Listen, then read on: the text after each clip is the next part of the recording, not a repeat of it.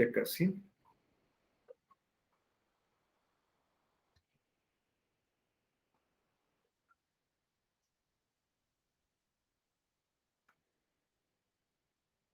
Y a veces tarda un poquito en grabar. Mientras tanto, ya está muy bien. Bueno, por favor, actualicen su repositorio. Ya saben, Git clone. Tenemos una estructura, pues ya ya estoy viendo el tema de 27 capítulos. Y pues ahí vamos, ahí vamos. Entonces, por favor, actualicen sus repositorios. El día de hoy vamos a ver de FastAPI de manera rápida y vamos a hablar de maneras de cómo acceder a los recursos de un sitio, de un documento HTML. Vamos a hablar del DOM, del modelo del objeto documento. Vamos a hablar rápido de búsquedas con XPath y también vamos a hablar de selectores.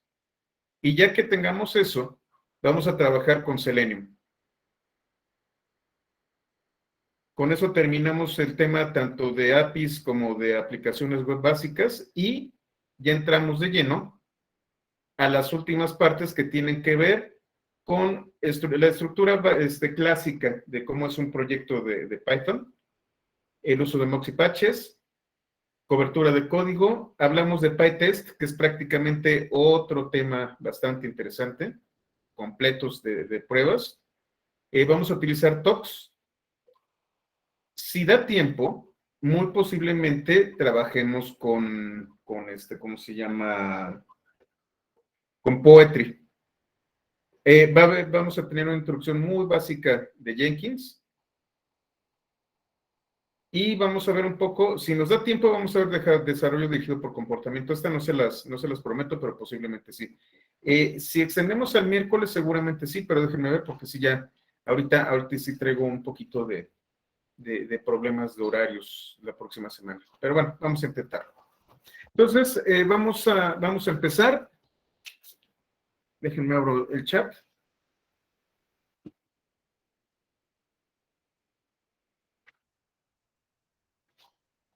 Y vamos a hablar muy rápidamente. De hecho, yo creo que voy a hacer otro cursito de FastAPI, hablando de todos los temas nuevos que tiene FastAPI. Pero ahorita sí no sé cuándo, porque ya viene ¿cómo se llama? El de Flask, y después viene el de TypeScript con D3. Entonces, bueno, vamos a ver uno de FastAPI próximamente.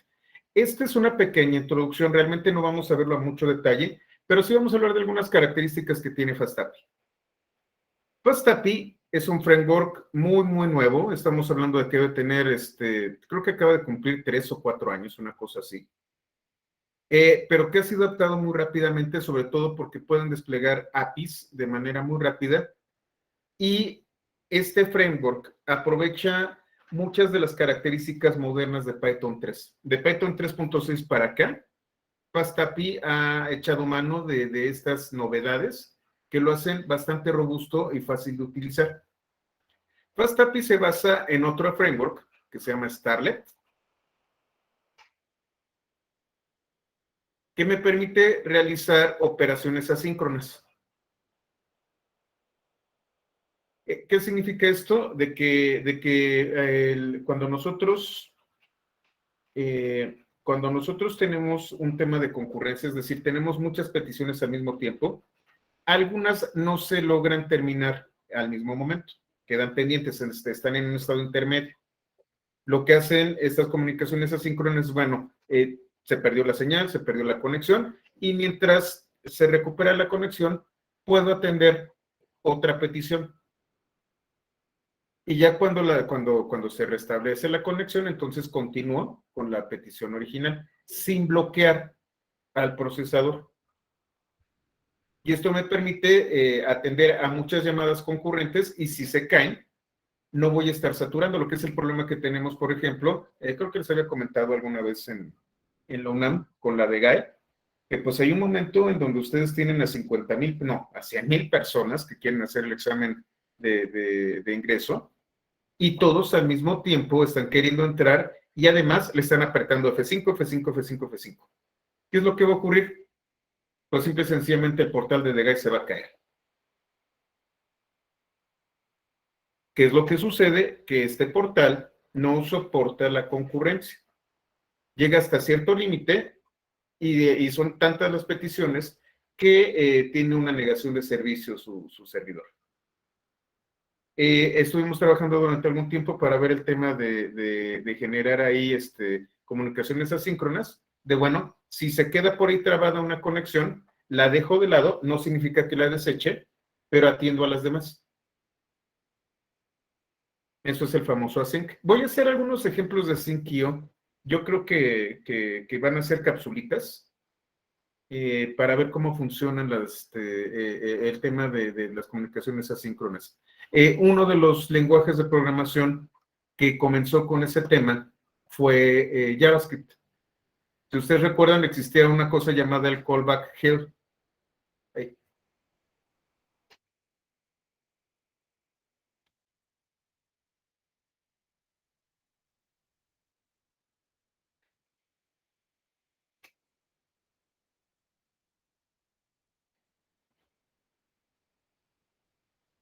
Que son funciones que se ejecutan, pero todavía no tienen argumentos y entonces generan un gran problema.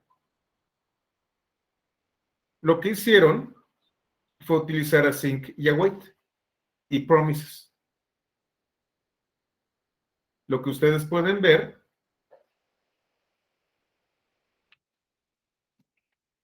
es que Python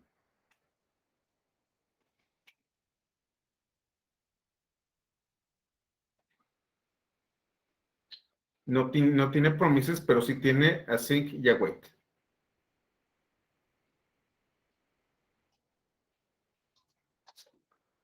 Una de las ventajas que tiene FastAPI es que por defecto ustedes pueden definir funciones asíncronas. Si la función no es asíncrona, lo detecta automáticamente FastAPI y la trata como una función normal, pero de entrada va a tratar a todos como asíncronas.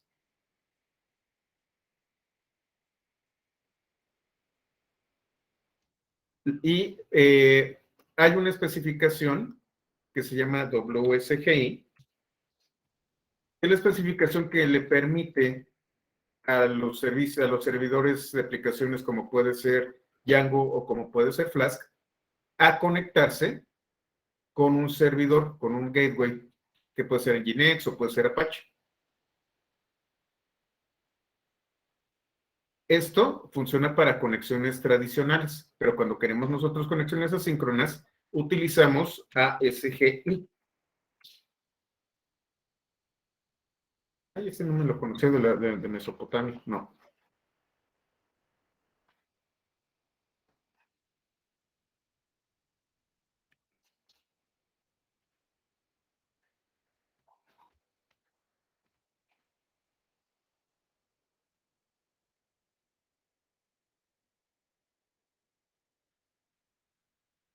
Este es un nuevo estándar en donde se genera una interfaz que maneja mensajes asíncronos.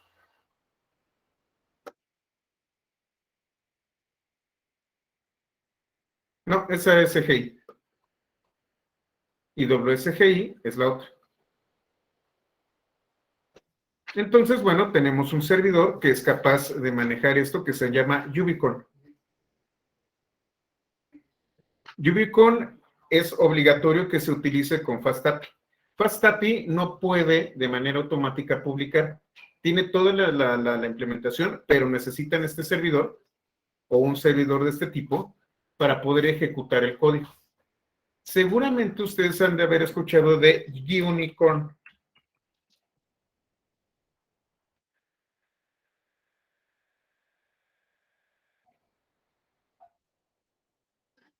Es un servidor, pero que utiliza WSGI.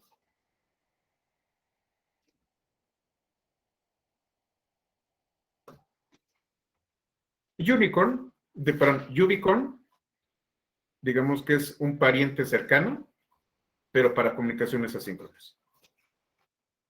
Ahora, de la misma manera en la que Flask tenía su clase principal llamada Flask. FastAPI tiene una clase principal llamada FastAPI y hace algo muy similar. Todos los servicios van a ser asignados a una instancia de FastAPI y también por convención se va a llamar app. De hecho, si ustedes trabajan con Flask, esta sintaxis es muy similar. Voy a utilizar de app, un método que puede ser put, get, post, delete, etcétera, etcétera.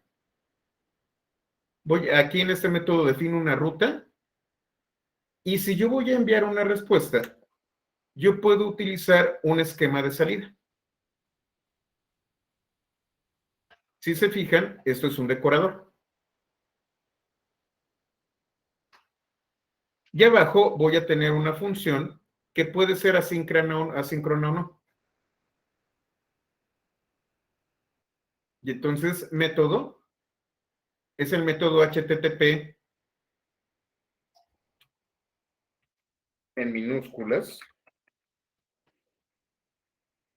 que se habilitará para la ruta. La ruta es la ruta de acceso al recurso. Y el esquema de salida es un objeto basado en base model de Pydantic. Y entonces, esto es uno de los ejemplos más sencillitos. Ahora bien, hay otra cosa que maneja muy bien FastAPI, que son los parámetros y el payload que se envía. Tanto los parámetros de la ruta como los de las consultas pueden ser capturados como keyWarks, en donde yo tengo una clave y un valor. Y de manera también muy similar a como lo hace Flask, yo puedo capturar parámetros de la ruta utilizando estas llaves. Y entonces lo que yo voy a recibir aquí en los parámetros es clave. Y en este caso yo estoy definiendo utilizando la sintaxis de indicadores de tipo, que debe ser una cadena de caracteres. Yo puedo hablar de un parámetro 1, parámetro 2. Estos restos de los parámetros los estoy recibiendo del query que viene dentro de la petición. ¿Es equivalente a Node.js para JavaScript? Sí, sí es parecido. Si estás hablando de Ubicorn, sí. No, no es cierto. No, de hecho, Ubicorn es como Express.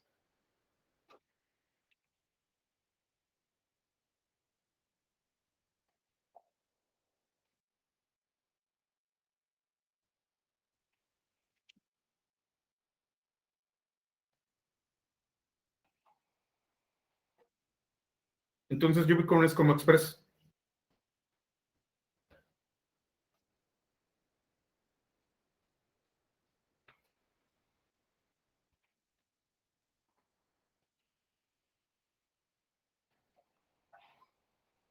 Entonces, bueno, ya tenemos las aplicaciones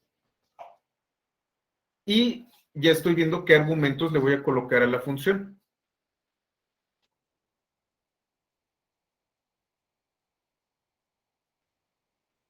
El cuerpo de una petición, cuando yo genero una petición y trae el body, que es el payload, es el último argumento que se ingresa a una función y puede ser capturado utilizando un esquema de Pydantic. Ahorita lo vamos a ver. Entonces, lo primero que tenemos que hacer, déjenme limpiar, es instalar Ubicorn, FastAPI y SQL Alchemy. Y voy a enseñarles un ejemplo rápido. Como les comento, no es un curso de FastAPI, es únicamente una pequeña introducción, pero el código es muy legible.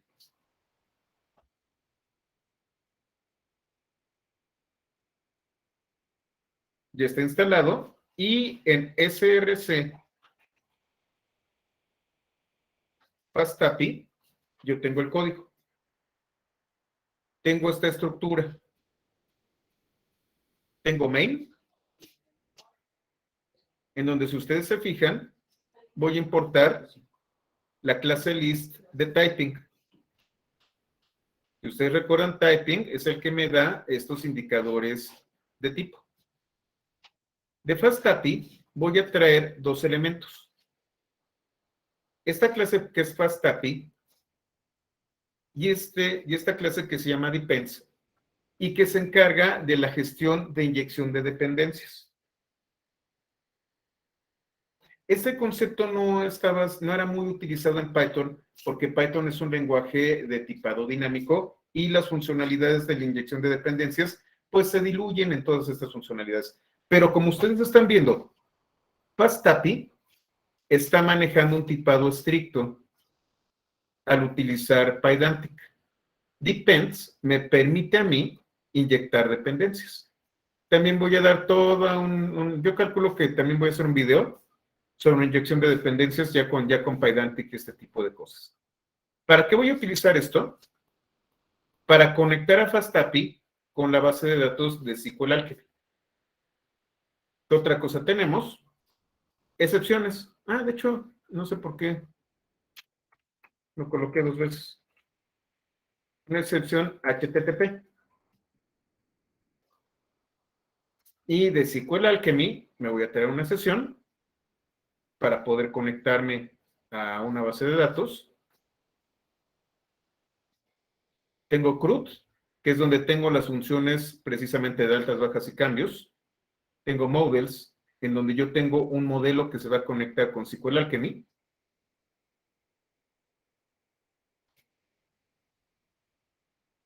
Voy a traerme esquemas que están desarrollados con Pydantic.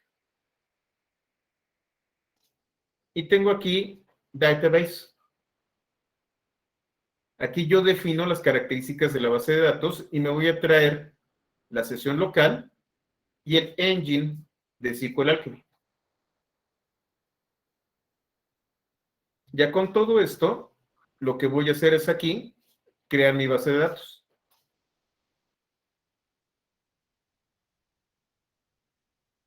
Creo la base de datos con los metadatos definidos. Instancio la clase de FastAPI. Obtengo los datos de la base de datos, aquí. Y defino los endpoints. Si ustedes se fijan, tengo nada más 3. No, perdón, 4. Ya los conocen. API general, en donde ¿qué voy a responder? Una lista de esquema alumno. Y tengo vuelca base, donde vuelca base va a utilizar paginación. Significa que me va a traer, si no le digo nada, del 0 al 100 de los resultados de la base de datos. DB es una instancia de session de MySQL y estoy inyectando la dependencia de getDB. Esto es getDB. Estoy aventando la base de datos.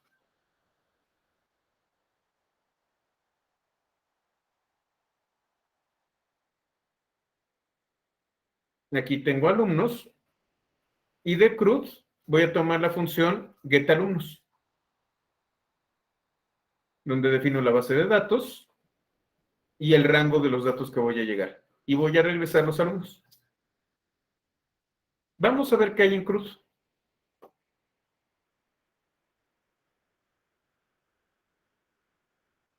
CRUD tiene el get general, get alumnos, en donde me pide una conexión a base de datos y me pide los límites de los datos que yo voy a dar.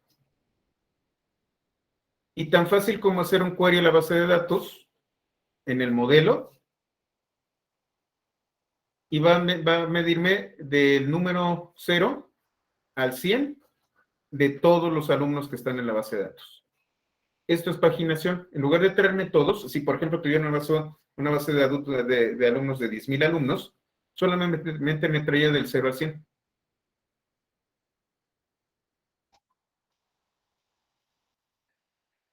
Aquí, si ustedes se fijan, yo estoy obteniendo cuenta, que es de tipo entero. Lo que voy a hacer es regresar un query buscando esa cuenta. El siguiente es post. ¿Qué estoy definiendo? La base de datos, la cuenta, que es un parámetro de la ruta, y candidato, que debe de ser una estructura de datos definida en el esquema inalumno. Ahorita vamos a ver los esquemas. ¿Qué voy a hacer? Voy a instanciar alumno, cuenta corresponde a esta cuenta que yo tengo aquí, este es el atributo cuenta, y el resto de los atributos vienen de candidato. Ingreso a la base de datos, hago el commit, refresco la base de datos y regreso al 1. Delete es similar.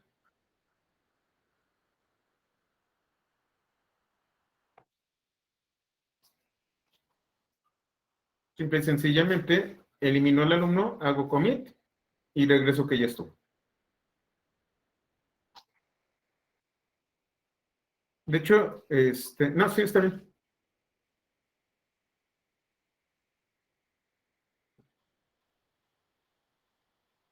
¿Qué tengo en esquemas? Aquí no lo hice tan a detalle. De hecho, creo que aquí sí, sí me va, creo que sí me va a mandar error, pero porque no lo va a encontrar. Vamos a intentar. Entonces, ya está definido aquí.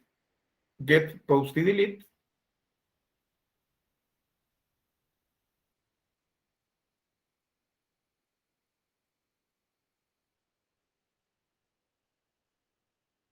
Tengo esquemas, que no son otra cosa más que clases creadas con Pydantic y que tienen restricciones.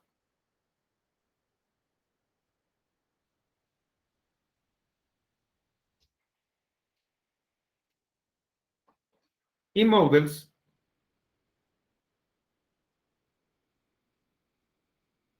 en donde yo tengo la clase alumno, que ya la conocemos. Tiene cuenta, nombre, primer apellido, segundo apellido, carrera, semestre, promedio y corriente, y se va a guardar en la tabla alumnos de la base de datos. Defino las columnas y aquí es en donde se va a guardar. Una cosa es esta clase liga a un objeto con una base de datos y los esquemas van a ligar los datos que estoy recibiendo con una clase.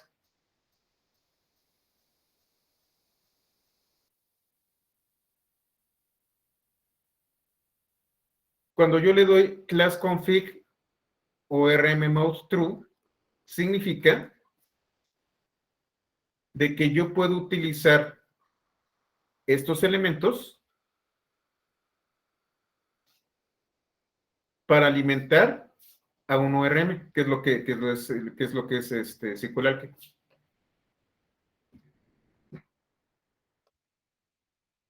Lo único que me falta ver es database, este de aquí. Y no es otra cosa más que una conexión de SQL Alchemy. ¿Dónde lo voy a guardar? SQL AppDB.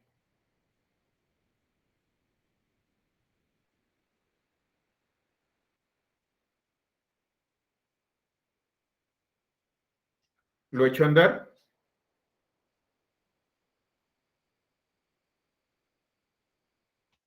Le voy a dar fast API.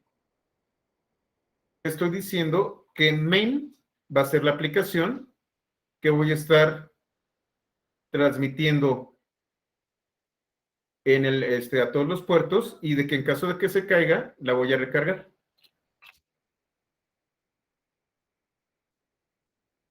Esto está transmitiendo en el puerto 8000.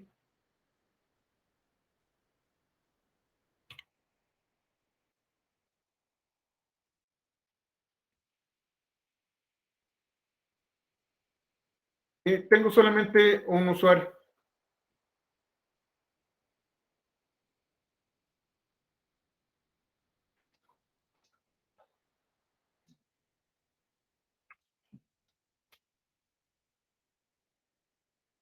Entonces podemos utilizar Postman o lo que ustedes quieran para jugar con estas APIs. Debido al tiempo, porque quiero terminar el tema ¿cómo se llama? Ay, se me fue. El tema ay, ya estoy muy cansado de Selenium. Les voy a dejar de tarea que ustedes habiliten. De hecho, creo que aquí tengo el cliente, déjenme ver. Creo que es el 0. No, aquí está. No, creo que no tengo el cliente, pero lo podemos probar con Postman. Es más, vamos a hacerlo, para no ser flojos. Déjenme abrir Postman.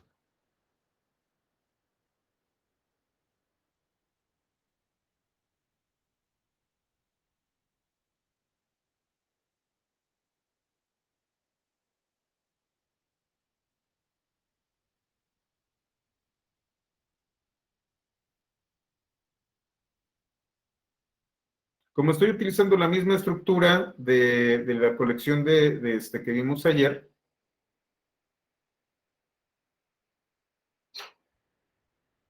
esta colección de demostración, lo único que tengo que hacer es cambiar las variables. Y entonces, base URL va a ser http diagonal localhost. Y déjenme me acuerdo. El único usuario es 123, 12, lo voy a copiar aquí.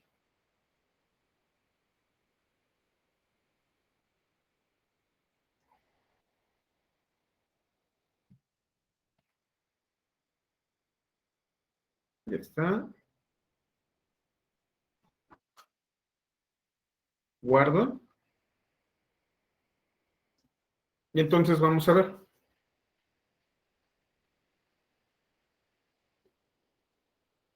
Dice que 404 not found. Ah, es que está en el puerto 80. Ah, perdón. Me faltó el 8000.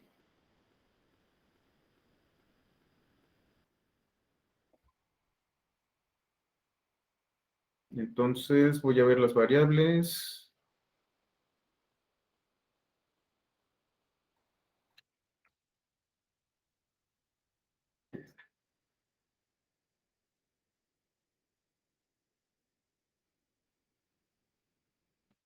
Y entonces me regresa la cuenta. Consulta usuario. Aquí está. Aquí tengo una consulta errónea. Me tiene que mandar el 404. ¿Puedo hacer un put? Ay, ¿dónde puse el post? Ay, perdí el post. Bueno, voy a crear un post rápido.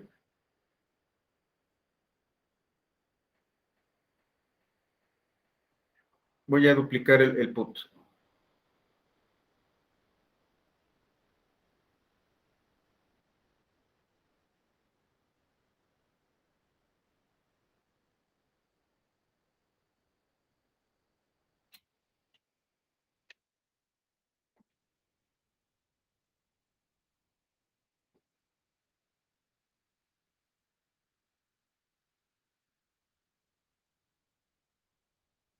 Ok, entonces aquí tengo el post, le doy send.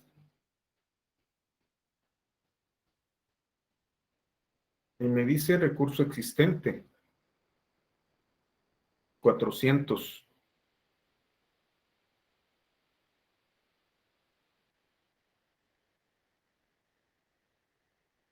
Ah, ya, sí, sí tiene que ser. Ah, muy bien. Porque sí, estoy utilizando 31226.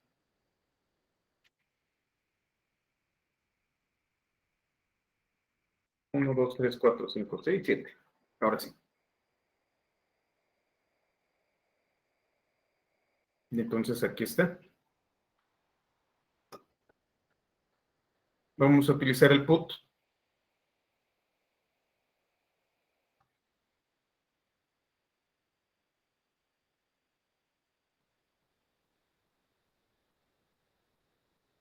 Aquí para también 1, 2, 3, 4, 5, 6, 7.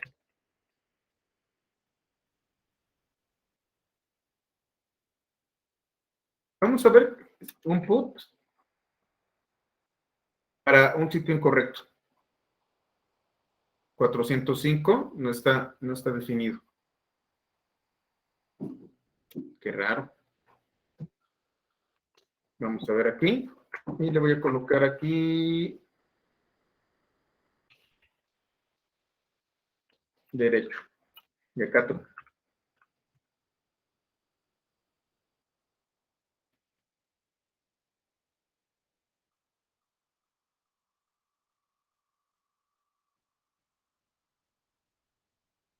Method not allowed. Qué raro. Sí está implementado post, ¿no? A ver, déjenme ver. Déjenme checar el código. ¿A poco no habilité post?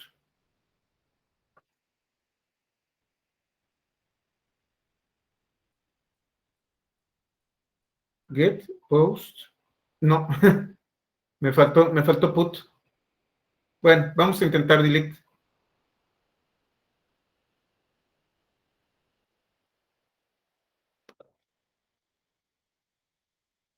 Aquí no está autenticado. Entonces lo único que necesito es 1, 2, 3, 4, 5, 6, 7.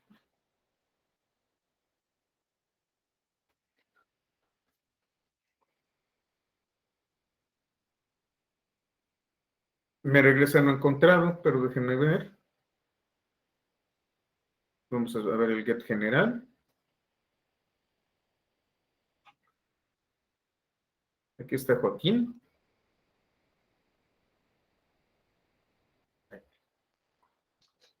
Y vamos otra vez al delete.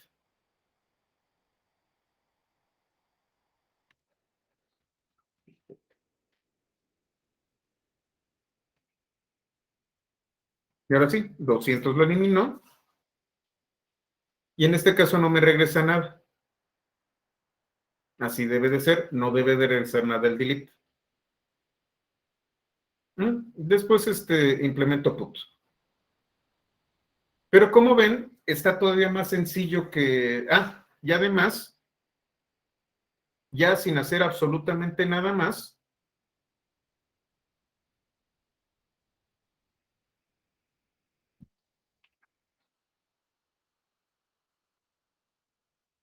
ya está documentado.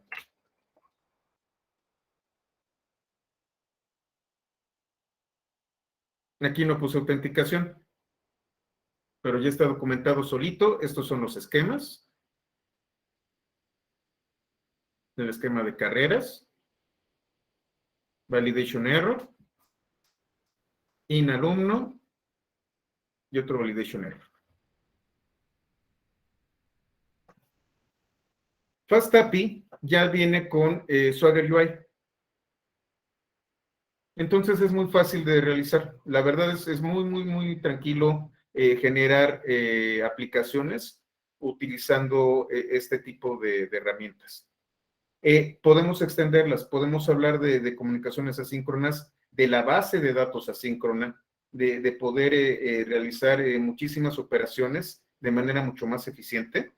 utilizando FastAPI. Entonces, yo creo que sí voy a dar un curso completo de FastAPI, unas 20 horas, pero necesito ver cuándo lo calendarizo. De entrada, el que me estuvieron pidiendo mucho es el de Flask. No sé por qué, me imagino, bueno, sí sé por qué. La realidad es que en este momento lo que más se está pidiendo es Django y Flask. Y Django ya no está tan demandado. Sigue siendo muy demandado, sigue siendo el más popular, pero por ejemplo, todos los sistemas de cloud, sus demos los están haciendo con Flask. Entonces seguramente por eso me están pidiendo tanto Flask, pero FastAPI vale la pena. Se los recomiendo bastante. Y si no se los enseño yo, bueno, pues ustedes son autodidactas, entonces lo único que necesitan es la documentación.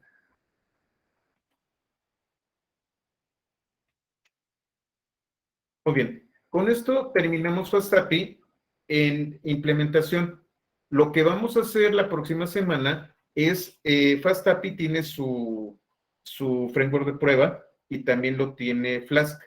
Vamos a trabajar las pruebas con Flask y con API y con FastAPI en el capítulo de estructura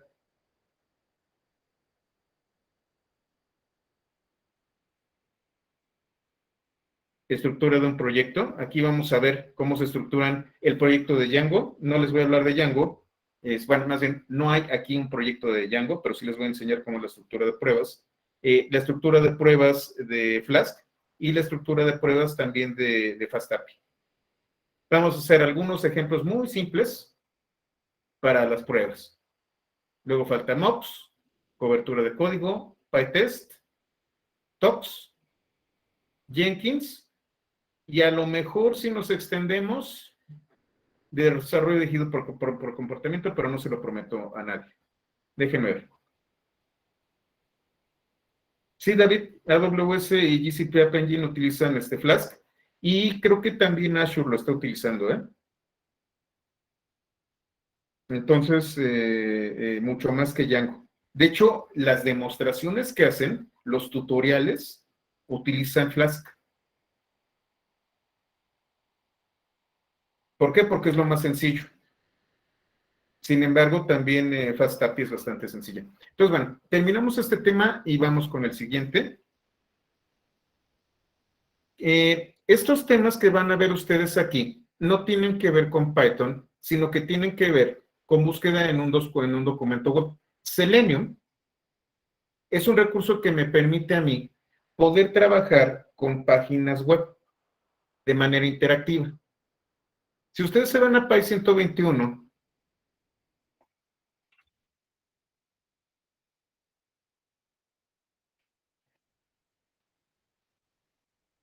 van a ver que aquí hablo de técnicas de web scraping.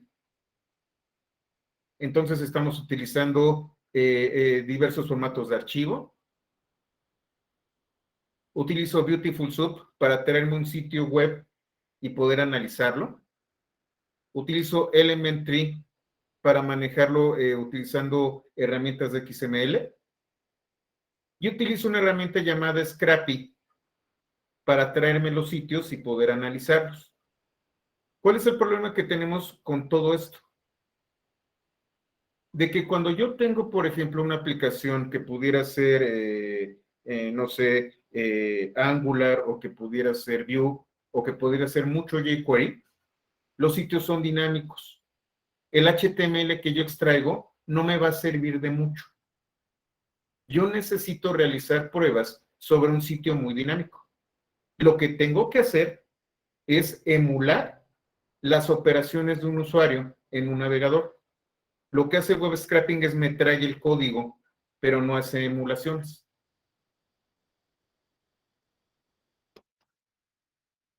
Lo que sí hace emulaciones, déjenme cerrar, detener esto y cerrar,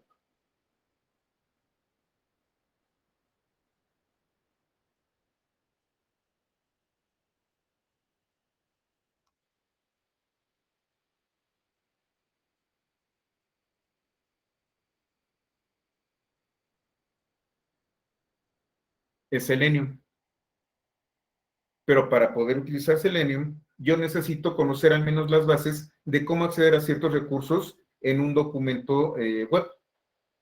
Lo primero que vamos a trabajar es el famosísimo DOM.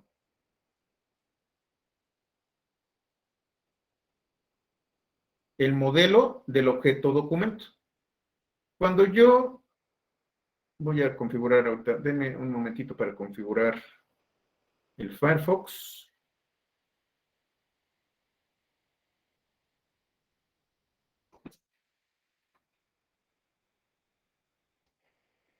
Voy a dejarlo con una página en blanco. Bueno, esta es una página en negro. No tiene nada. No tiene código de HTML. Sin embargo, cuando yo le doy a inspeccionar, y voy a utilizar ¿dónde está? Voy a aclararlo aquí a la derecha, y voy a hacerlo un poco más grande. Si ustedes se fijan, aquí dice HTML, head, que no tiene nada, y body, que no tiene nada. Pero aquí tengo estas líneas de código. ¿Por qué hay líneas de código aquí?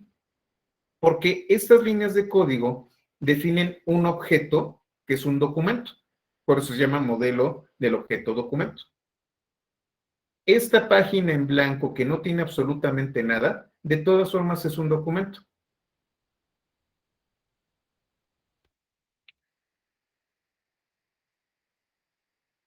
Voy a hacerlo grande para que lo puedan ver.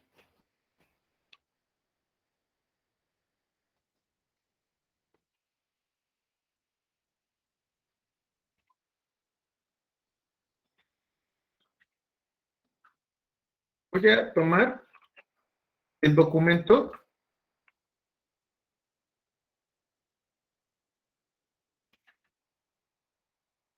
su nodo central, su nodo básico. Si ustedes recuerdan, el DOM está basado en nodos, utiliza una especie de estructura de grafos. Y tenemos nodos de texto, tenemos nodos de etiqueta, tenemos nodos de comentario y tenemos nodos, se me olvidó el otro. Bueno, ahorita me acuerdo de lo que es. Entonces, lo que estoy haciendo es generar un documento.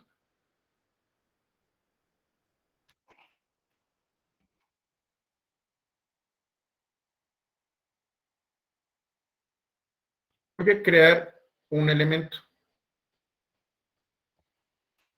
Ese elemento va a ser un párrafo, no, H1. Y le voy a llamar, por ejemplo, encabezado.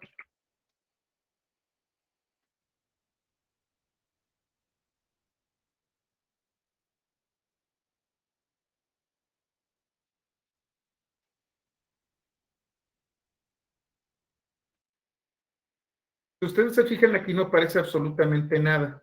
Aun cuando yo creo un elemento H1, no hay nada. Lo que voy a hacer es doc.append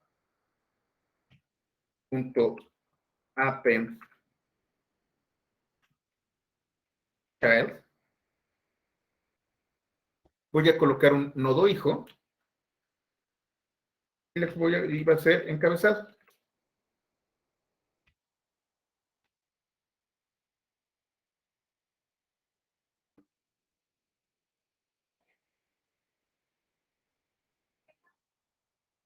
Entonces le voy a poner append. Me está diciendo que no puedo hacer esto, voy a utilizar append. Vamos a ver si me lo deja.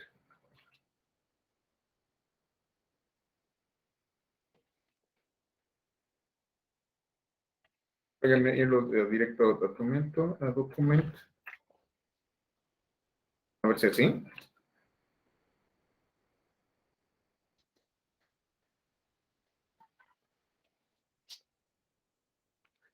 Ya pensé. No me deja.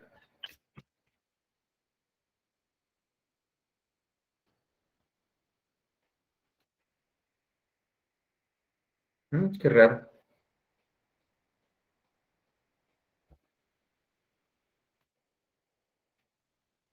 Bueno, voy a utilizar el inner HTML. Tampoco.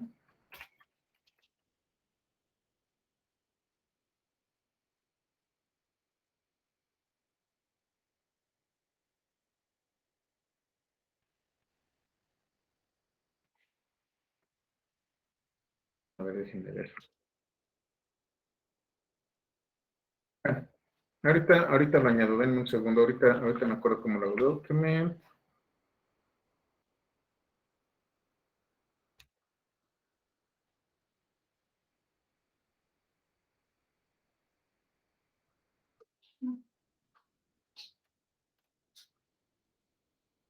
This happened.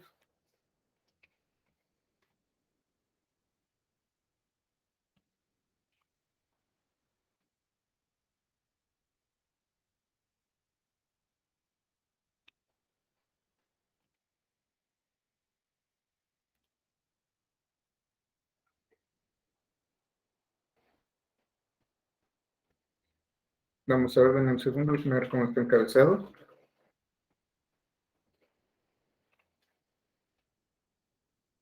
H1.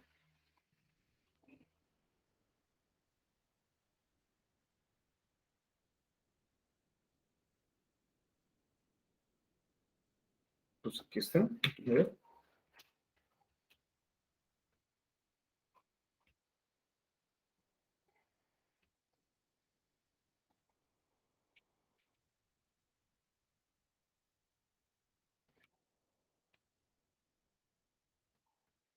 Bueno, no voy a perderme tiempo con esto. Vamos a hacerlo directamente desde aquí. Yo tengo el objeto document que tiene el elemento raíz, tiene elementos, tiene atributos, tiene textos y tiene comentarios. Yo puedo manipular los nodos y estos nodos tienen, por lo general, un padre que es el nodo raíz, tienen nodos hermanos al elemento y el elemento puede tener nodos hijos. Ah, con razón, se me olvidaba, es en body. Ah, qué burro soy, disculpen. Documento.body. Porque este documento tiene title y body.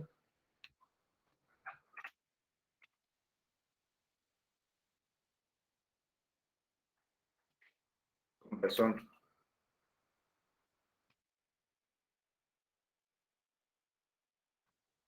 No le puse doc. Doc.body. Y ahora sí, punto appendChild.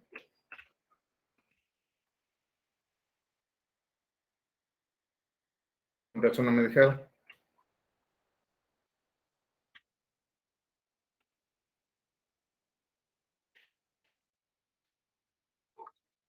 ¿Cómo se llama? ¿Cómo le llamé? ¿Título? Encabezado.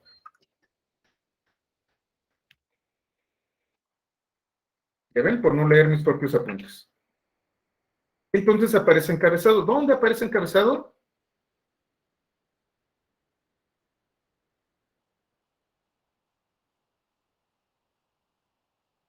Por aquí anda.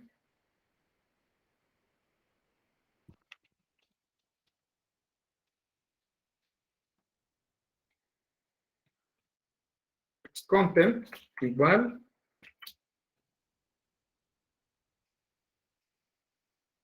Hola mundo.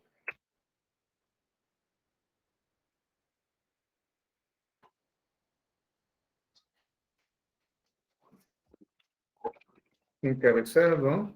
Punto start. Punto.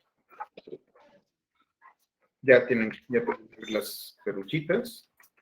Background color. Y voy a colocar Azure.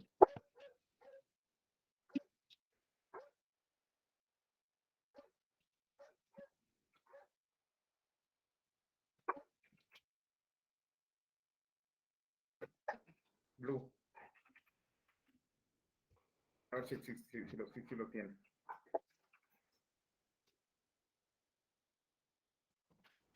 Ah, perdón. Siempre me olvido que no son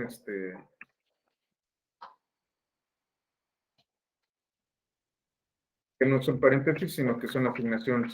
Entonces ahí está el color. Encabezado, únicamente color.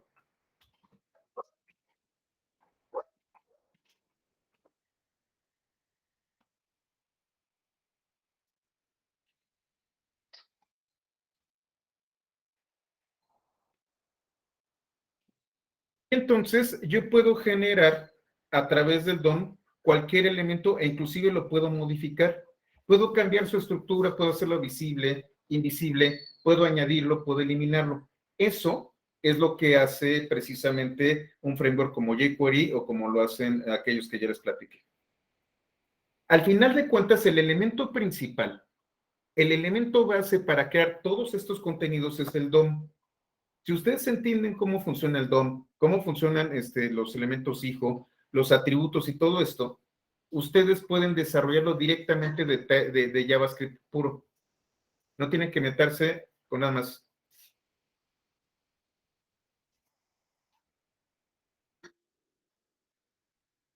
¿Qué dice?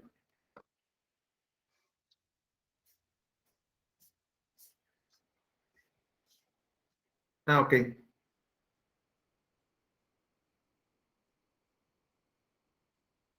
Ya está. Bueno, gracias. Muchas gracias, Gerardo. Me hubiera ahorrado mucho tiempo ver también por ahí lo que tú tenías. Entonces, aquí nosotros tenemos un contenido que podemos modificar y que podemos mover dentro de este modelo documento. Y yo puedo buscar dentro del modelo documento, y entonces yo puedo hacer doc.body, punto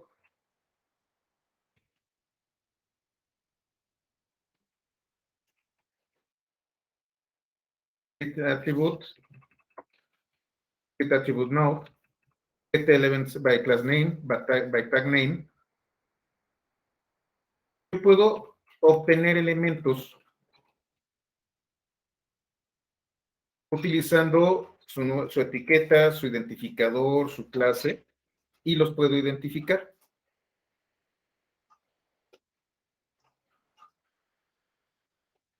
Estos son los contenidos y propiedades de un elemento.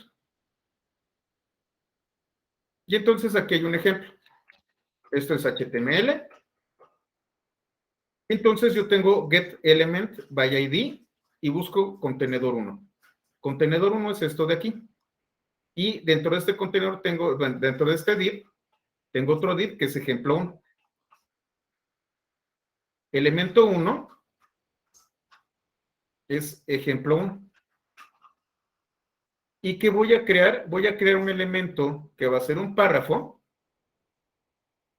que va a contener el código HTML del elemento 1.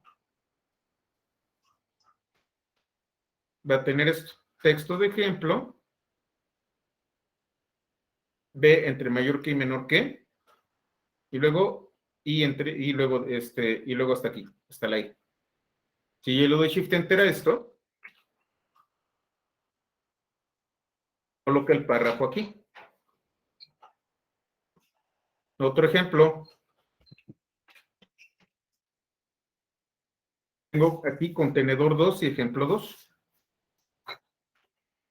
Me voy a traer todos los elementos hijos de elemento 2, pero de ejemplo 2,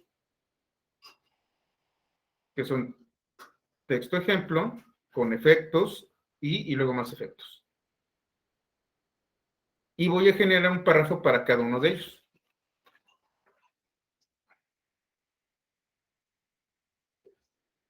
Tengo 3 elementos que yo no veo y unos que sí están definidos.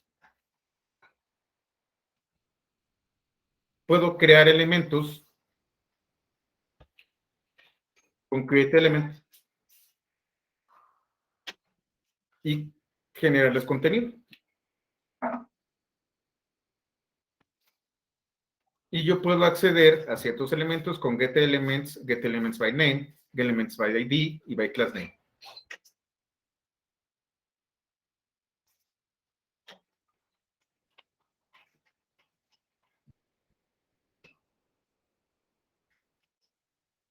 Esta es la primera manera de trabajar con un documento en HTML.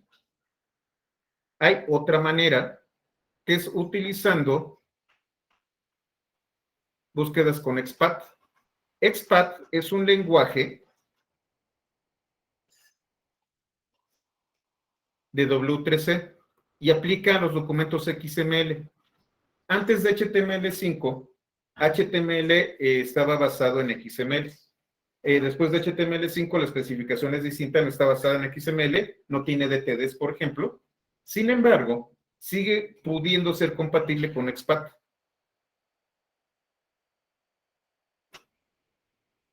Y XPath es capaz de identificar elementos, atributos, textos, comentarios, nodos de documento, espacio de nombres e instrucciones de proceso inclusive.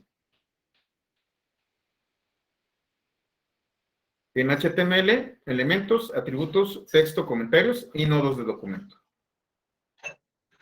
Yo puedo utilizar expresiones para XPath. Vamos a ver aquí. Si yo quiero buscar en el nodo raíz, utilizo esta diagonal. Si yo quiero buscar en todos los nodos, es doble diagonal. Si quiero buscar únicamente en el nodo actual, es el punto. En el nodo padre es el doble punto. Y con la arroba busco atributos.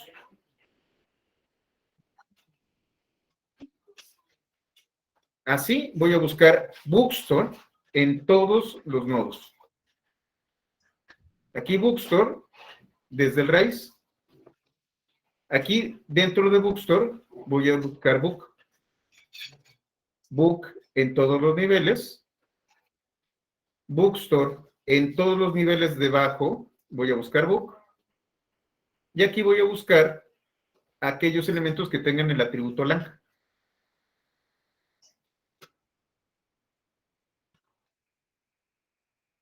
Y entonces, por ejemplo, aquí voy a buscar los elementos que sean, voy a hacer más grande, que sean title y que tengan el atributo lang igual a en. Inclusive yo puedo utilizar comparativas, que el precio sea mayor que 35, que este atributo, el precio sea mayor que 35.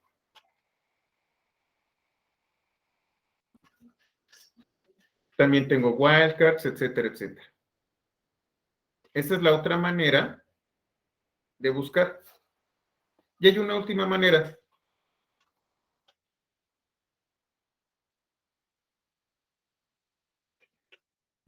Sí, ahí en esa liga que les da Eduardo, pueden hacer las pruebas. Y existe otra manera de buscar, que si ustedes desarrollan páginas web, diseñan páginas web, pues seguramente saben utilizar selectores.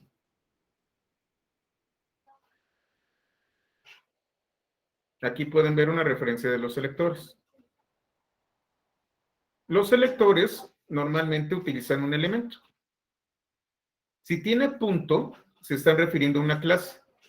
Si colocan un elemento, es todos los elementos de este tipo que sean de esta clase. Con la coma, yo estoy definiendo este o este elemento. Sin la coma, es el elemento P dentro de div. Y así sucesivamente. Todos estos son maneras de identificar elementos dentro de HTML utilizando los selectores. Algunos ejemplos. Para todos los elementos que tienen la etiqueta P es P y así sucesivamente. Aquí viene el ejemplo. HTML define un estilo y todos los elementos P del documento van a ser verdes.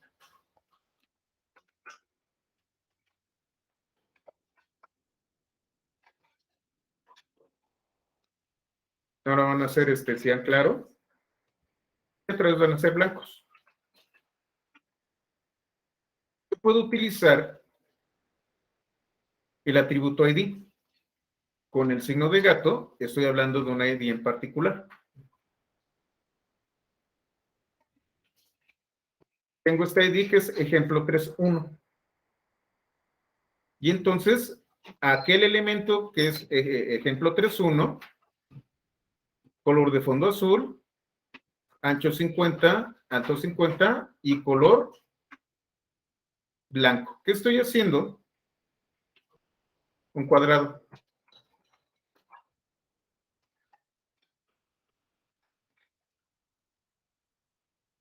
También los puedo buscar por clase. Y entonces, si ustedes se fijan, estoy definiendo clase 1 para distintos elementos. Para todos los elementos de clase, que sean de clase 1, el color de fondo va a ser gold y su color va a ser blue. Pero para aquellos párrafos que sean clase 1, el color va a ser verde. No definí este.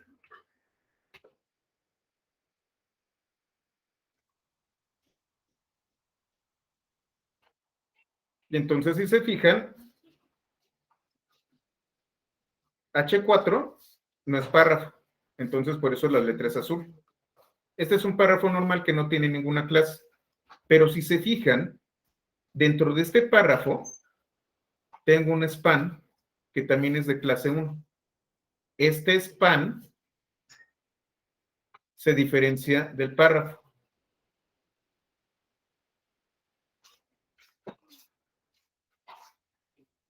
Y entonces yo puedo utilizar las clases.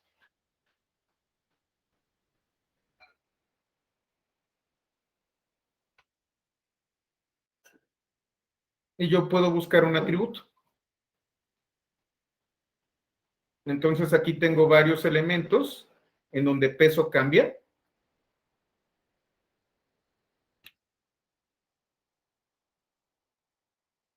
Y aquellos que tengan peso, el fondo va a ser gold.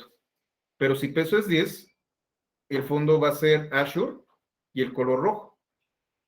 Y si es 11, va a ser azul cielo y cian.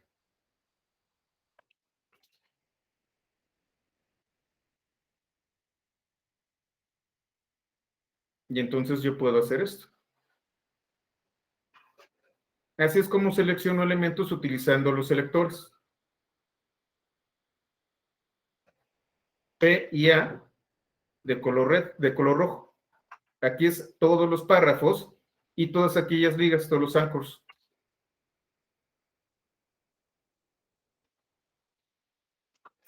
En color rojo.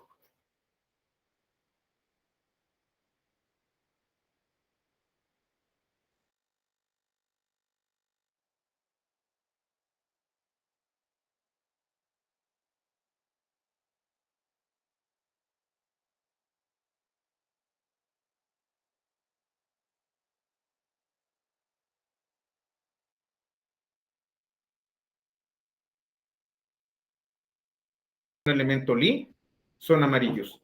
Y aquellos bold que estén dentro de un párrafo, perdón, verdes. Y aquellos que estén en un párrafo son amarillos. Y todos los demás, Alice Blue.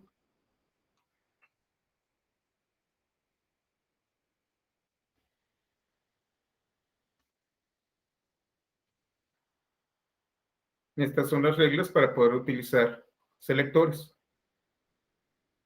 Ya que conocemos selectores, ahora sí podemos hablar de Selenium, porque ya podemos identificar elementos dentro de un documento.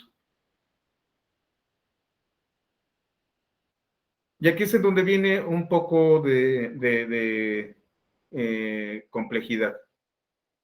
La máquina virtual con la que estamos trabajando no tiene un entorno gráfico, no tiene las X.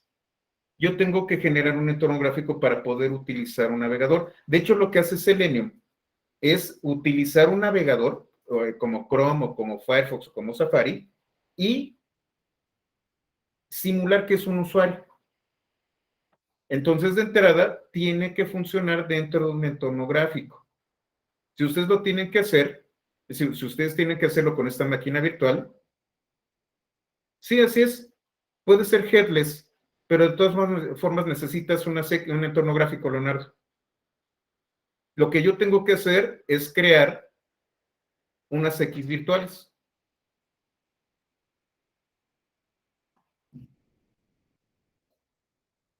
Actualizo todo, fíjense, voy a instalar XBF, significa X Virtual Frame Buffer. Lo que voy a hacer es levantar un servidor, pero virtual. No va a haber salida al monitor, va a estar en memoria. Y voy a instalar Firefox, que es lo que yo voy a utilizar para Selenium.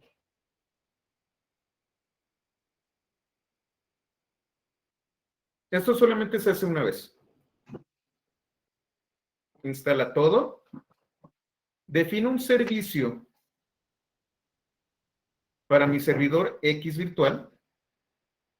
Y le estoy diciendo que va a ser de 1920 por 1080 la resolución.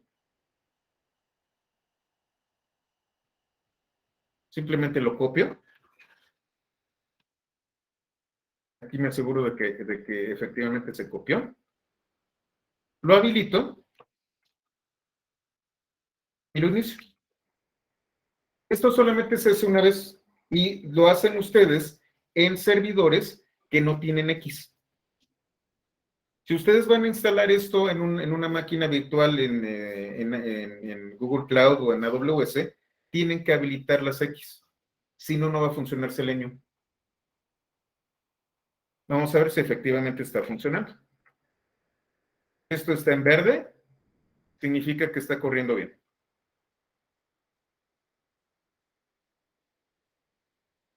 Y ahora sí, Leonardo, lo puedes tener headless o como tú quieras. Al final de cuentas, va a trabajar dentro de este frame buffer virtual. Y no necesitas un monitor, está en memoria.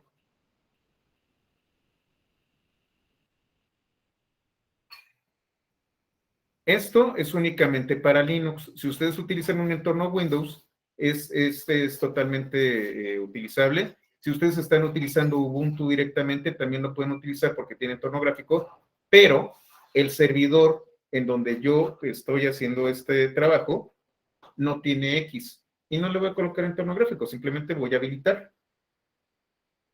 Sí, yo creo que sí funcionaría en WSL, David. No creo que haya problema. Es una buena pregunta, déjame averiguar. Ya que habilité las X, ahora sí voy a utilizar Selenium. Ah, hay otra cosa. Bueno, ahorita les voy a pasar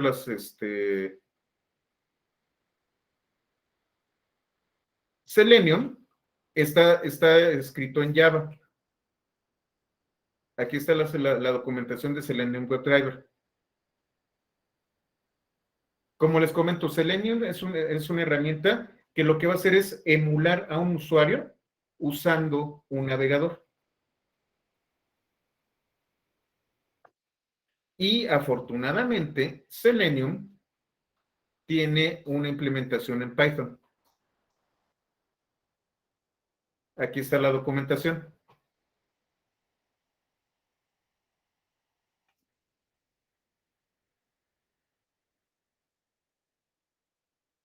Lo instalo y yo puedo escoger diversos drivers.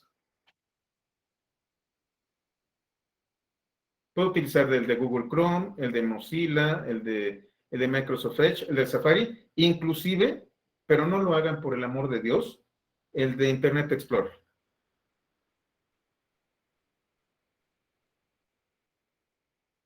Y de aquí se descargan.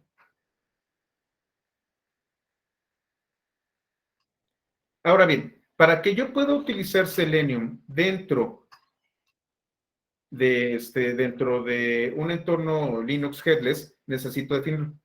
David, entonces puede automatizar una prueba en cada uno de esos servidores, en navegadores. Sí, David, de hecho sí lo puedes hacer. Para evitarme todo el problema de tener que descargar, instalar, configurar y todo eso, este proyecto, WebDriver Manager, se encarga de eso.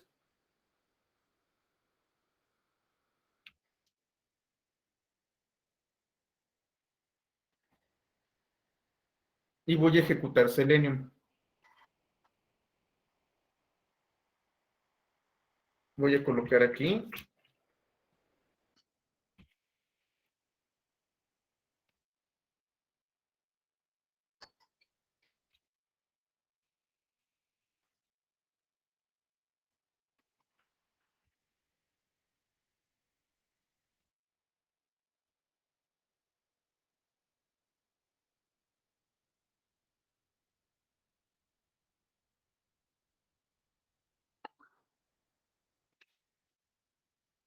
Solamente en Linux voy a utilizar esta parte.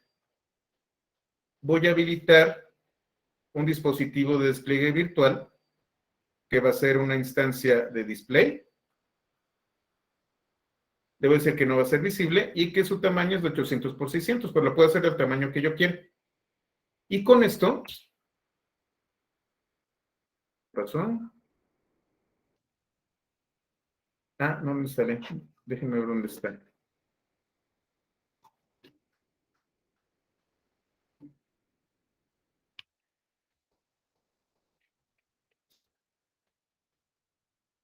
Es un paquete.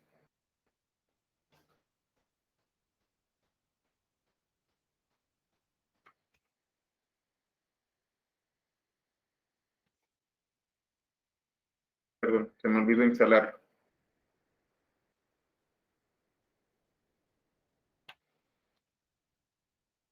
Lo traje. Y fíjense qué fue lo que hice. WebDriver es el componente principal.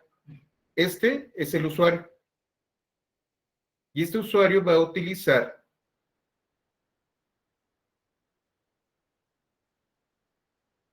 cualquiera de estos dos. Si se fijan, aquí tengo Chrome y aquí tengo Firefox. Voy a utilizar Firefox.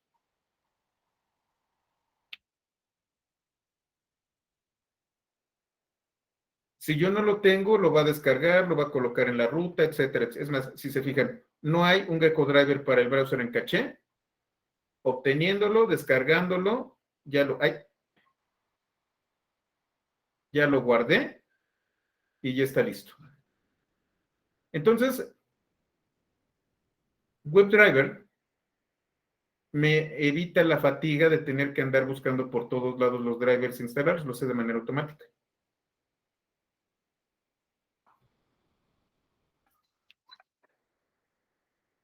Es una instancia de WebDriver. Driver es donde se encuentra el navegador. Y voy a acceder a una URL. Aquí es en donde les voy a pedir un favor. Esto también se me pasó.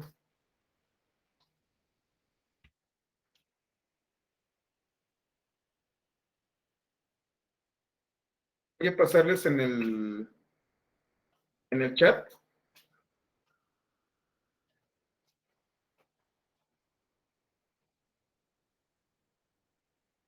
Es data.html.zip.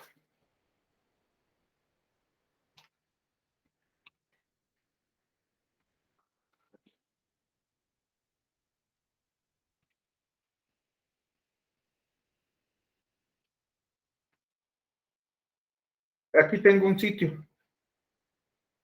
Este sitio lo creé yo, utiliza JavaScript, tiene 2 o 3 cositas interesantes y me funciona para probar.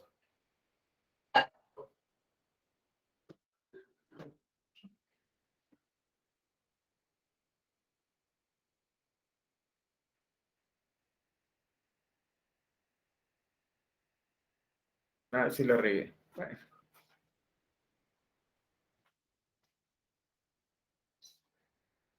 denme un segundito. No lo hagan ustedes hasta que lo haga yo bien.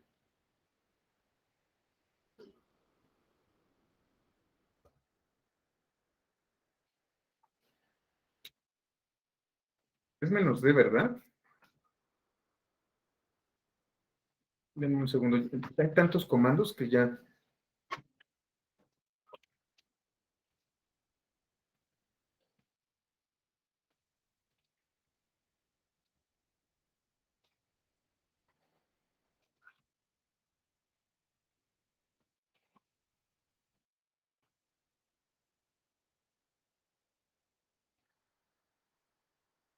Es guión medio de, sí.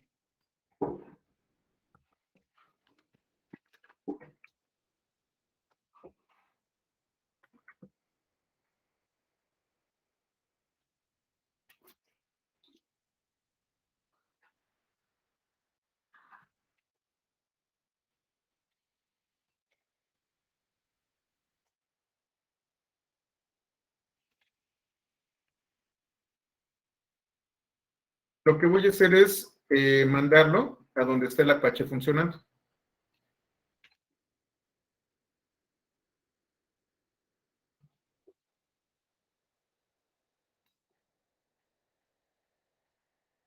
Y le voy a colocar también, voy a detenerlo porque me está diciendo que haga, que lo sustituya, le voy a colocar menos ya.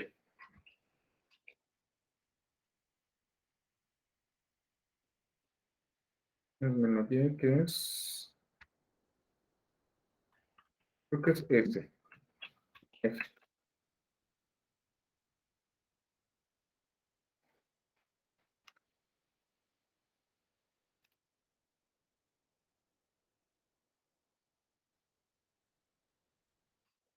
Ah, no, creo que es force, déjenme ver.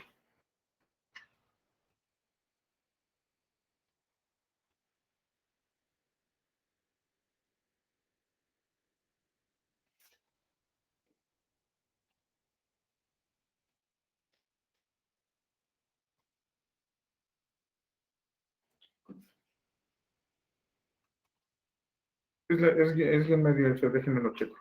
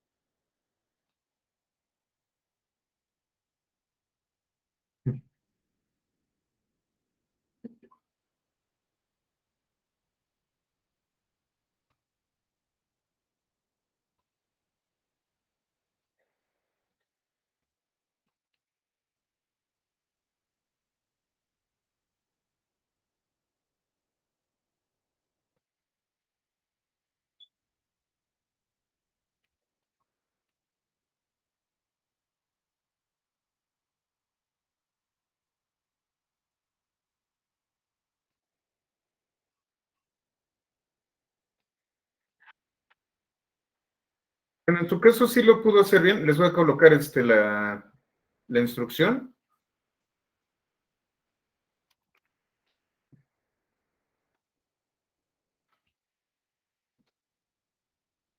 Ahí está. Creo que ya está. Déjenme ver.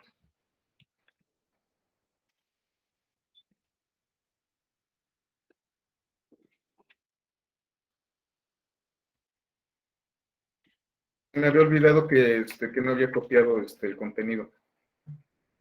Entonces aquí está la instrucción. Por favor, es eso que les estoy colocando, háganlo para extraer el sitio. Y en localhost, 2.8980,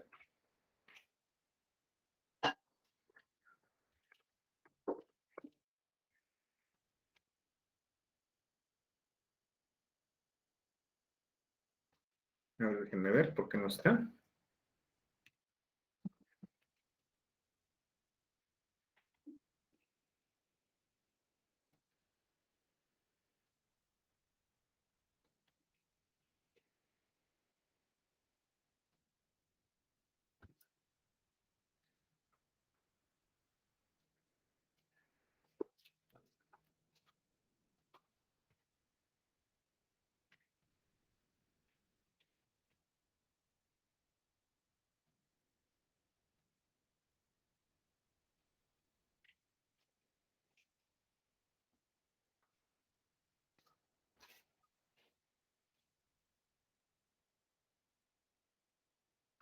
¿Y ahora por qué no me copió el index? Bueno, voy a hacerlo a la mala.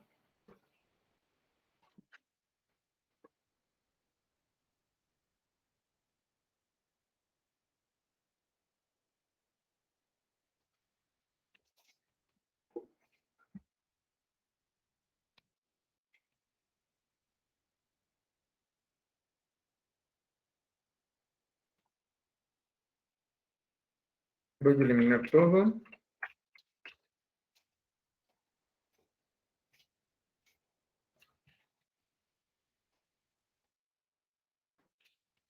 Ahí ya está.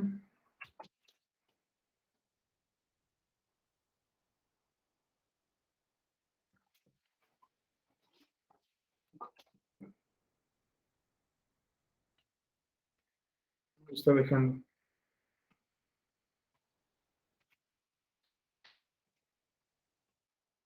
A ver si ahora sí. Estas son las instrucciones. Primero, elimino todo lo que está en HTML y luego lo descomprimo todo. Y ya debe de funcionar. Vamos a ver. Sí, ahí está. Entonces, no falta reiniciarlo, David.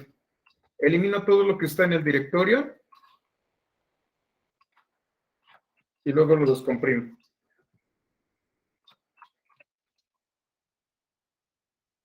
Entonces van a tener esto.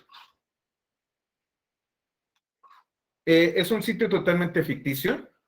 Tiene mucho contenido de hojas de estilo. De hecho, este sitio lo utilicé para un curso de HTML y hojas de estilo y JavaScript. Entonces, por ejemplo, es responsivo.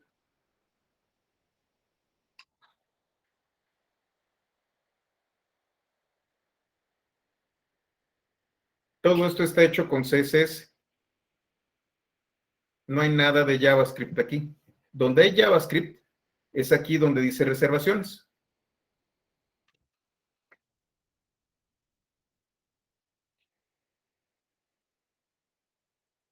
Y también aquí donde dice paquetes.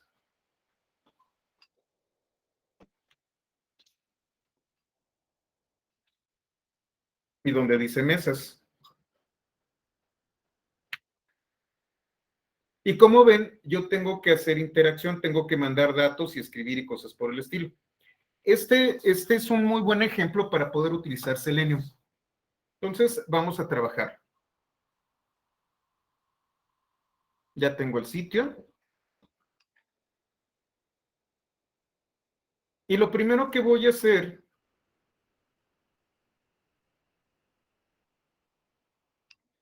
es conectarme.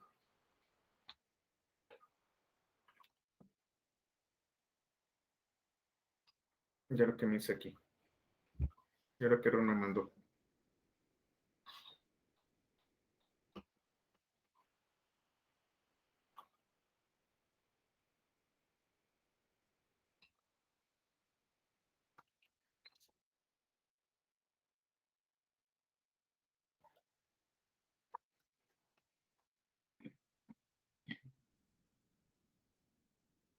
Me lo está mandando un puerto raro. Déjenme lo intento. A ver.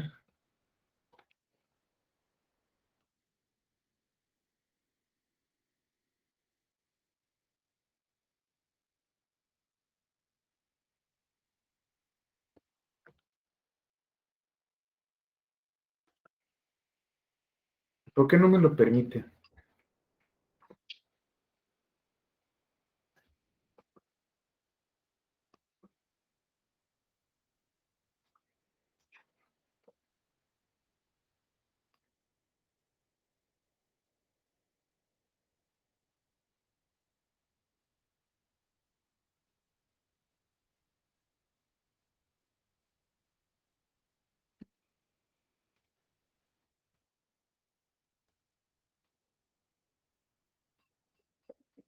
No creo que sea 8980. Vamos a ver.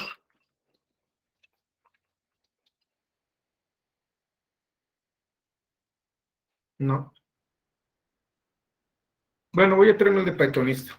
Y ahorita les vemos lo demás. HTTPS www.pythonista.io. A ver si ahora sí no me.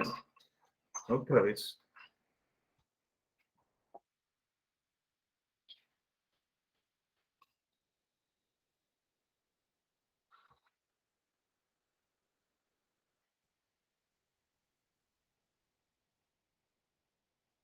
¿Será porque lo tengo dentro de una reescritura?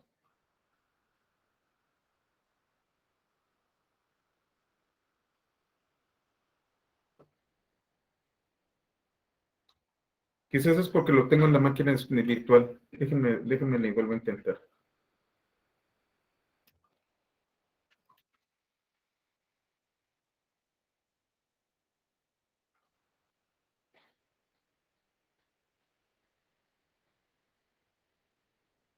No está jalando bien, el browser está normal, lo está trayendo.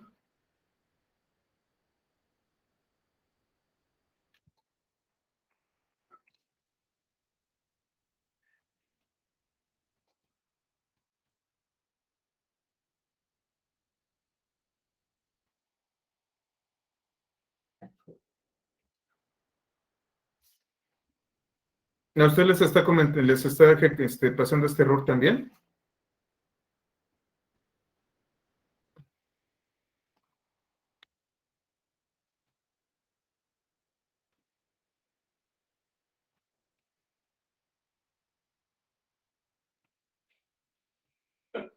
¿No? ¿A usted se les está funcionando, Alan?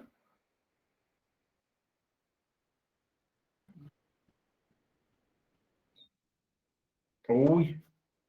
Ah, pues entonces enséñenme.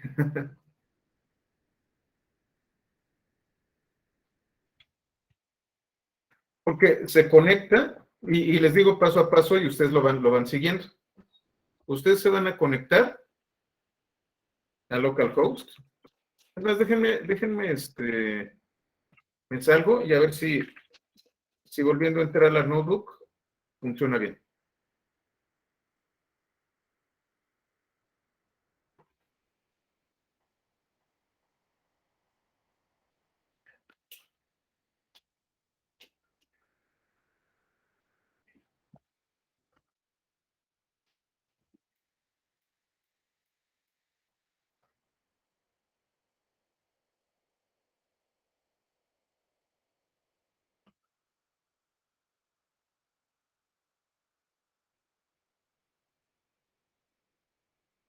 Ya está el menú, ya está el display, importo, ahí está el driver, ya no necesito hacer esto, get localhost, ya por fin, excelente. Me conecto a localhost y este método, Save Full Page Screenshot, me va a guardar la pantalla. Pantalla.png, híjole, la regué, aquí está pantalla.png, me trae el sitio completo. Pero no solamente voy a hacer eso. Yo puedo seleccionar elementos utilizando Find Element. Aquí hay que hacer una pequeña acotación. Cuando yo utilizo driver.find,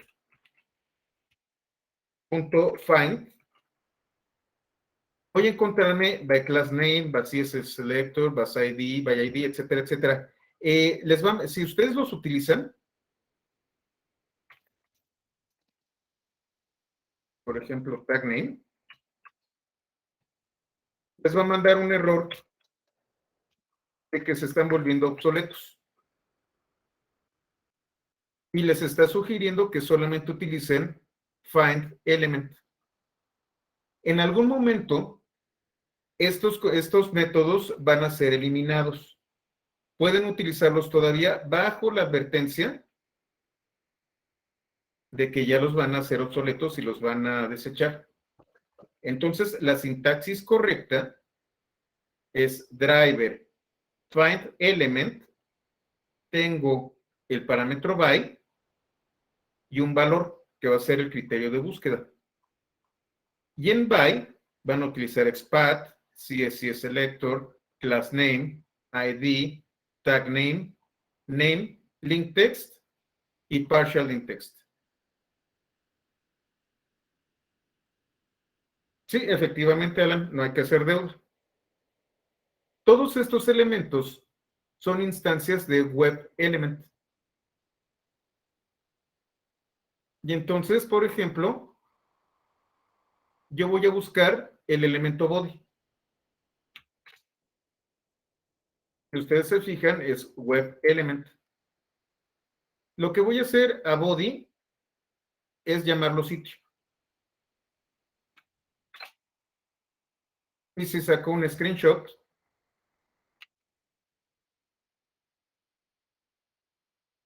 pues es lo mismo.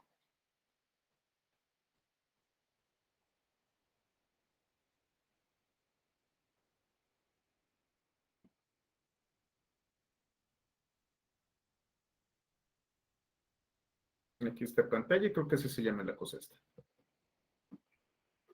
No, se llama foto.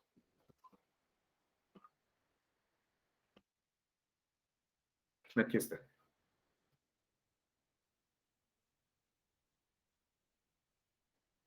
Como ustedes ven, este elemento también tiene estos métodos. Y hay unos métodos muy interesantes. Este que dice text, este que dice submit. Hay uno muy bonito que se llama click y otro que se llama send keys. Vamos a trabajar con esos. Text me va a traer todo el texto del sitio. Lo que voy a hacer es utilizar find the elements utilizando el tag name y voy a buscar todos los párrafos. Me va a traer una lista de elementos web element.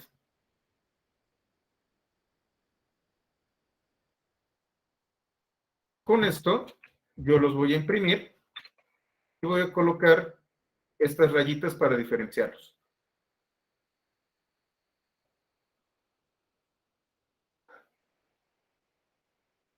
Aquí voy a buscar todos aquellos que tengan hipervínculos.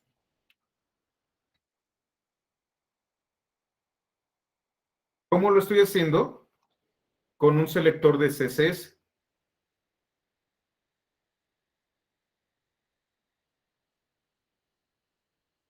Y entonces, de estos elementos, yo voy a sacar el atributo href.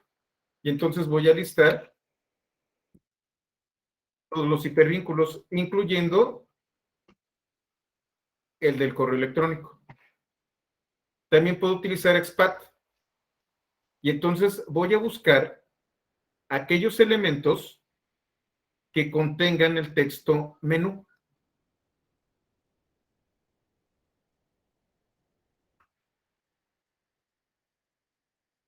Este es el que contiene el texto menú. Es un hipervínculo. Cuando yo le pico, voy a este otro sitio. Recuerden, driver es el navegador. ¿Qué va a pasar?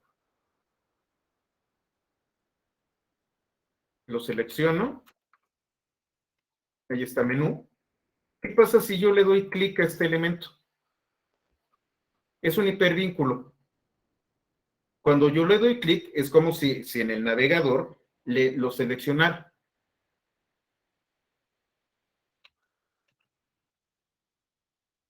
Fíjense lo que pasa con driver cuando le digo save full page screenshot.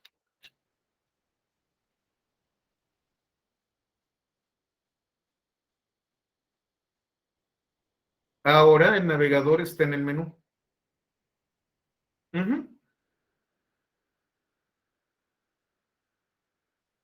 Pero más que un redirect, lo que estás haciendo es mandar el navegador a este sitio. Estás picándole efectivamente al hiperenlace.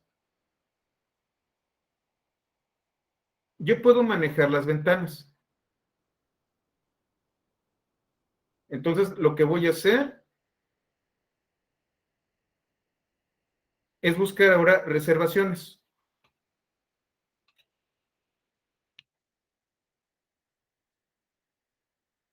Déjenme cerrar algunas cosas. Y en reservaciones, automáticamente se va a abrir esta alerta. Y le voy a teclear lo que yo quiera. Aparece otra alerta que dice, hola José, ¿deseas reservar? Y le doy a aceptar.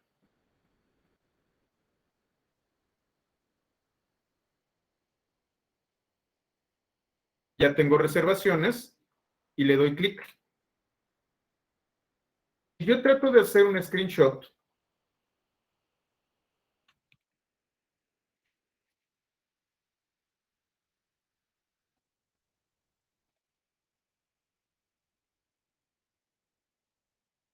me va a dar un mensaje de error. No sé qué está mal escrito. Me dice, no puedo hacerlo porque hay un alerta abierto. Tengo que atender primero el alert y después ya puedo tomar el screenshot. List index out of range. A lo mejor no se le, si dice que es out of range, significa que no tienes un elemento aquí de reservaciones. Revisa que driver esté correctamente colocado en, seleccionado en reservaciones.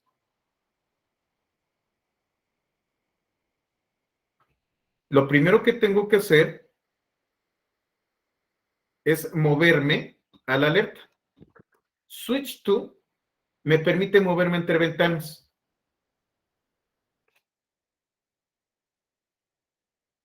¿Cuál es el texto de la alerta? Hola, null, ¿deseas reservar?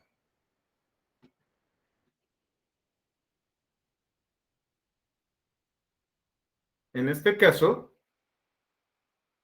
ya le había picado yo a la alerta. Va de nuevo.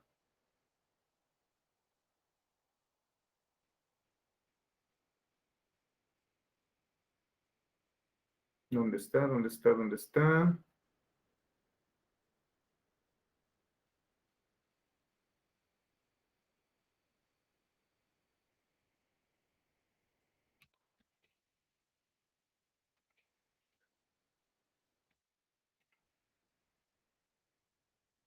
Ah, pues ahí mismo. Ya estoy en el sitio. Lo que tengo que hacer para quitarme esto es alerta accept. Entonces regreso. Vuelvo a intentar. Busco reservaciones otra vez.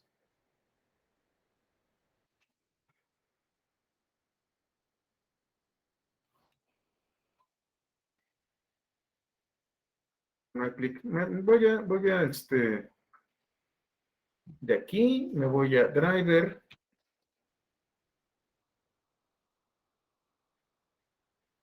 Punto get.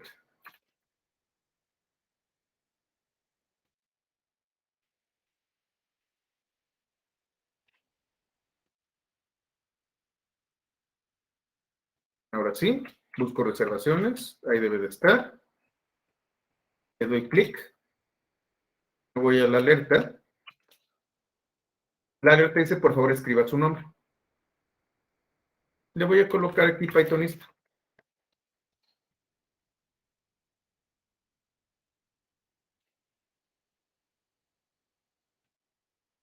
Y le doy accept.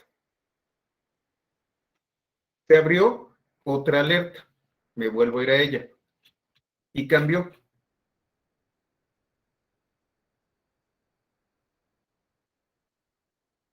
¿Sí pudiste, Alan? Si no, lo único que tienes que hacer es volver a cargar. Lo que yo hice aquí de driver get, volverlo a ejecutar.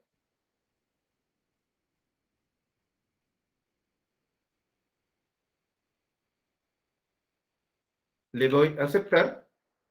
Y ahora sí, en reservaciones.png,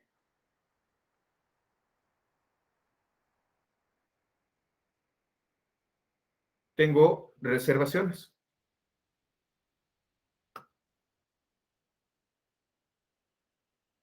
Y cuando termino, cierro el driver.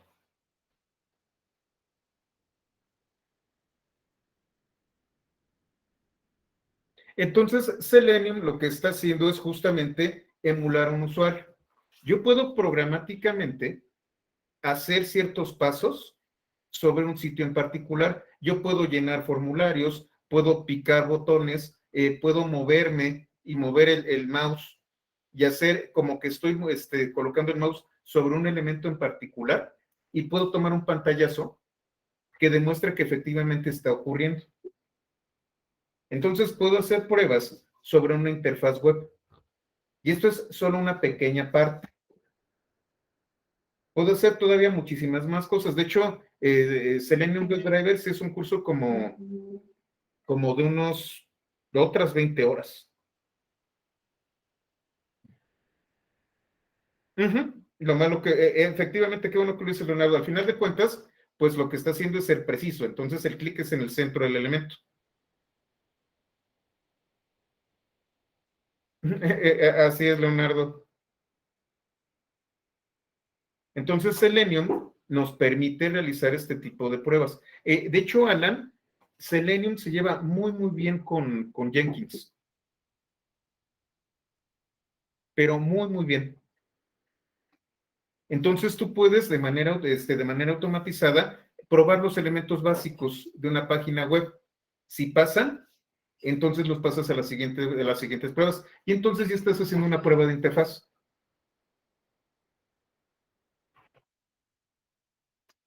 Está padrísimo, la verdad Selenium es maravilloso y es súper extenso. Y entonces puedes automatizar la mayor parte de las tareas que haría un tester manual. Todavía es necesario el tester manual. Sin embargo, muchísimas de estas tareas pueden ser automatizadas y puedes no solamente probar las APIs, sino probar tu interfaz web.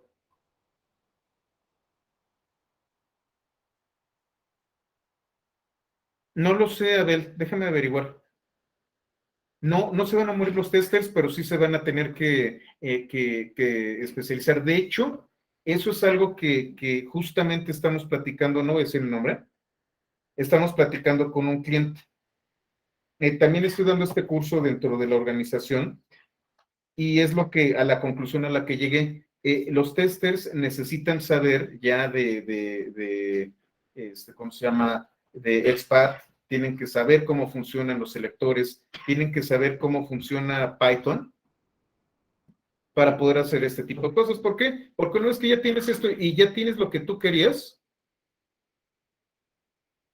download as Python, guardo el archivo.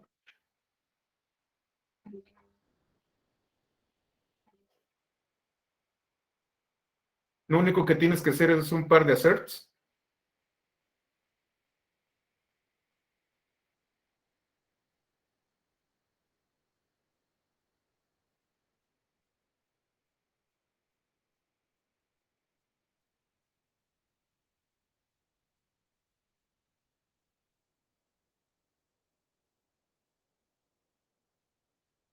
Y ya tienes tu script. Como yo les comento, las notebooks también son buenísimas para prototipar. Una vez que yo ya sé qué quiero, lo convierto en un script de Python. Ya esto le puedo colocar assertions y lo puedo convertir en una prueba. Y entonces vamos a hablar de PyTest.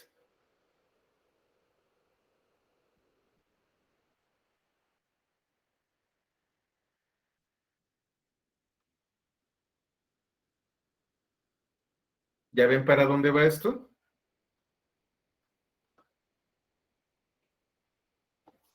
Entonces Selenium es otra herramienta muy poderosa que podemos utilizar. Y no les hablé de Beautiful Soup y faltan, por ejemplo, tampoco Elementary, que esas son de Py 121, pero también son herramientas para hacer este tipo de cosas.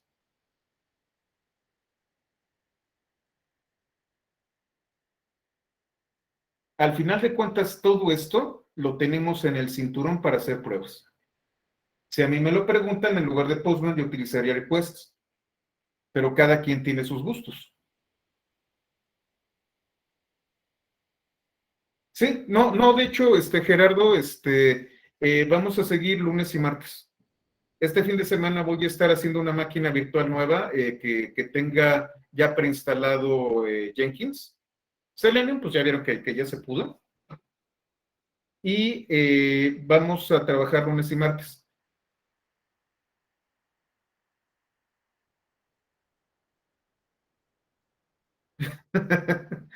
Bueno, pues piénsale, David.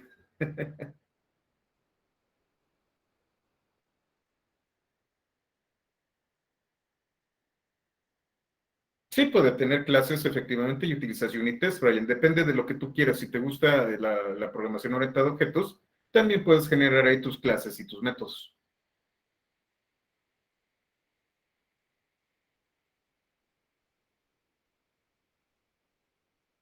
Sí, va a continuar. Esta no es la última clase. La última clase es el próximo martes. Como les comentaba, este curso no lo pude comprimir. Este curso sí tiene que salir en 20 horas porque todavía me faltan bastantes temas. ¿Qué sigue? Como les comentaba, después de regarla aquí con todas estas cosas, ya estamos en Selenium. Vamos a ver las estructuras generales de un proyecto. Vamos a ver una estructura de Django, una estructura de Flask y una estructura ¿cómo se llama? De FastAPI. Hablamos de mobs y patches de manera muy general, cobertura de código también muy general. Empezamos a trabajar con PyTest. Yo espero que estos capítulos los veamos el lunes. El martes hablamos de automatización con TOPS y trabajamos con Jenkins. Y otra vez, si se puede, vamos a ver TDD. No se los prometo.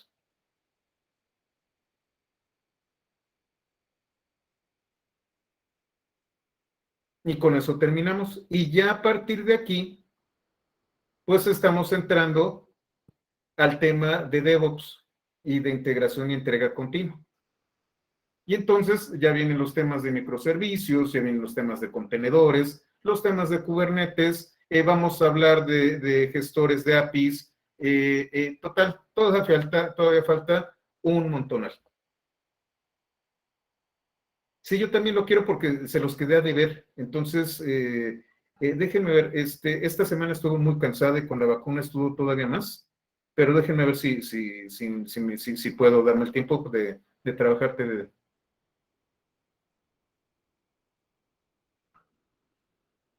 Entonces, bueno, terminamos aquí. Ya nos faltan unos pocos capítulos. Y bueno, espero que les esté gustando esto y de que les esté dando muchas ideas para sus desarrollos. La verdad son herramientas muy poderosas que a veces no se explican lo suficientemente bien. De hecho, tengo que pulirlo todavía un poquito más este curso, pero me gustó mucho más que el que di hace ya casi 2 años. Puentes avanzar lunes y martes. Vamos a verlo, Gerardo. Pudiera ser porque aquí viene también la noticia, me están pidiendo muchos programadores Python que sepan hacer pruebas unitarias, entonces también me conviene que ustedes lo sepan.